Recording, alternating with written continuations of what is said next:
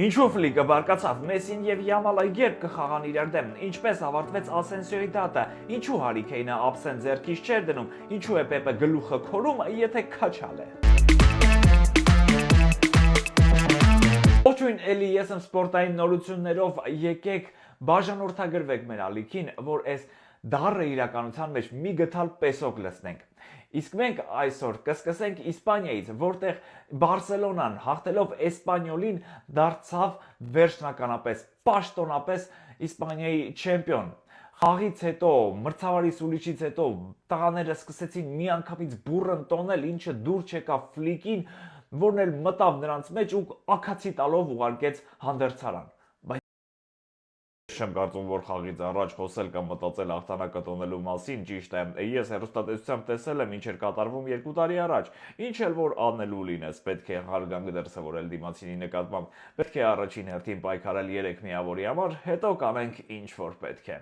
Էնպես է ստացվել, որ նախորդ չեմպիոնությունը 2 տարի առաջ նույնպես Էսպանյոլի դեմ հաղթանակով գրանցվեց եւ այդ խաղից հետո նույնպես ֆուտբոլիստները սկսեցին տոնել շատ բուռն, ինչը դուր չեկավ մրցակից թշնամուն երկրպագուները միանգամից մտան դաշտ ու սկսեցին հետապնդել ֆուտբոլիստներին, տհաճ դեպքեր եղան։ Իսկ ահա տհաճությունը շարունակվեց վերջին տնային խաղում, երբ Բարսան պետք է ստանար գավաթը, սակայն պարտությամբ ստացավ։ Վիլյարեալին չկարողացան հաղթել, խաղն ավարտվեց 3-2 հաշվով, չնայած Յամալի եւ Էսպանյոլի դեմ եւ Վիլյարեալի դեմ շքեղ գոլերին։ Իդեպ Յամալը շատ շուտով կարող է հանդիպել Մեսիին արդեն խաղադաշտում։ Նշվում է, որ շուտով կանցկացվի ֆինալիսիման, որը տեղի է ունենում Կոպա Ամերիկայի եւ Եվրոպայի առաջնության հաղթողների միջև։ Ասում են բոլոր շահագրգիռ կողմերը հանդիպել են, քննարկել են մանրամասները եւ շուտով տեղեկություններ կլինեն հանդիպման օրվա եւ տեղի մասին։ Սա ուղղակի երկու մաքուր տաղանդների, երկու տարբեր տաղանդավոր սերունդների հանդիպում կլինի, որը հուսանք Յամալի կողմից կանցնի հարգալից միջավայրում, շատ չի չլի իր տարիքով, որովհետև համ այս նկարը, համ էլ շատ դաժան Մեսի հանդեպ շատ դաժան են, թոքերը տվեցին ձեռը։ Բավարիայի չեմպիոնությունը նույնպես իրականություն է։ Հարի Քեյնը այնքան էր սպասում այդ տիտղոսին, որ մի վայրկյան ձեռքից չէր դնում այդ ափսեն, բայց ինձ ամենաշատը դուր եկավ Մյուլլերի կատարումը։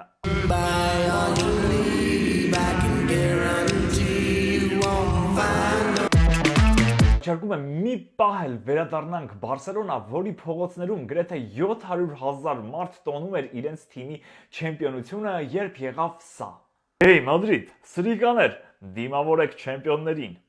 Այսենց բաներ էին գոռում Բարսայի ֆուտբոլիստները Ֆերմինի գլխավորությամբ ավտոբուսային երթի ժամանակ չեմպիոնությունը տոնելիս։ Ես պատկերացնում եմ հիմա Ռեալի ֆուտբոլիստները ինչպես են սպասում մյուս մրցաշրջանին, օրինակ Մբապեն, այս սեզոն 41 գոլ խփեց, բայց տենց էլ ոչ մի բան, ոչ մի տիտղոս չնվաճեց։ Հիմա երևի մտածում եմ, ինչ լավ կլինի գոնե մյուս սեզոն խաղընկերներս մի քիչ պատերժկա անեն։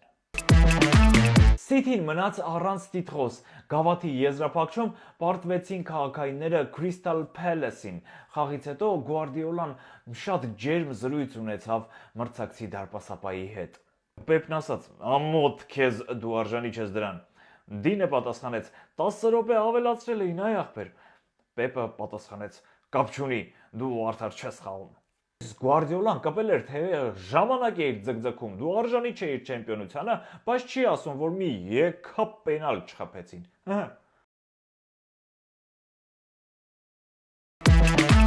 Ռաուլ Ասենսիոն բռնաբար չէ։ Հիշեցնեմ, որ Ռեալի ֆուտբոլիստին մեղադրում էին անչափահաս աղջկա հետ ձեռական կապերի, նրան տեսանկարահանելու, այդ նյութերը տարածելու մեջ։ Մի խոսքով մի քանի օր առաջ դատարանը որոշում կայացրեց եւ ասաց. Ռաուլ Ասենսիոն անմեղ է։ Շատ լավ է, թե չէ Ռեալը լրիվ անպաշտպան կմնար։ Իտալիայում շարունակվում է անհասկանալի վիճակը։ Top 5 լիգաներից միայն այստեղ է, որ մինչև վերջին տուրը ոչինչ պարզ չէ։ Ինտերն ու Նապոլին չեմպիոնության համար իրար միս են ուտում, այս տուրում երկուսն էլ ոչ ոքի խաղացին։ Ռոման հաղթեց Միլանին եւ ընդཐུպ մոտեցավ Չեմպիոնների լիգայի գոտուն։ Այստեղ միայն Ատալանտան է մեխով մեխվել է երրորդ տեղում ու չի շարժվում։ Ռուբեն Ամորիմին անվանական մարզաշապիկ են նվիրել։ Նրա 40-րդ խաղի կապակցությամբ այս նվերը տվել են, բայց շապիկը առանց համարյա, որովհետև ամաչել են 61 թիվը գրել ի պատիվ այս ընթացքում ընդունած գոլերի։ Եվ վերջապես Այաքսը կորցրեց չեմպիոնությունը, չնայած 2 ամիս առաջ նրանք առաջ էին 9 միավորով։ Գլխավոր մարզիչ Ֆրանչեսկո Ֆարիոլին լաց էր լինում։ Ուղղակի չես հասկանում, դա ուրախության թե տխրության արդյունքներ են, որովհետև Այաքսը վերջապես վերադարձավ Չեմպիոնների լիգա 2 տարվա դադարից հետո։ Այսքանն էր այս անգամվա համար։ Շնորհակալ կլինեմ, եթե բաժանորդագրվեք։ Բաժանորդագրվեք էլի։ Հաջող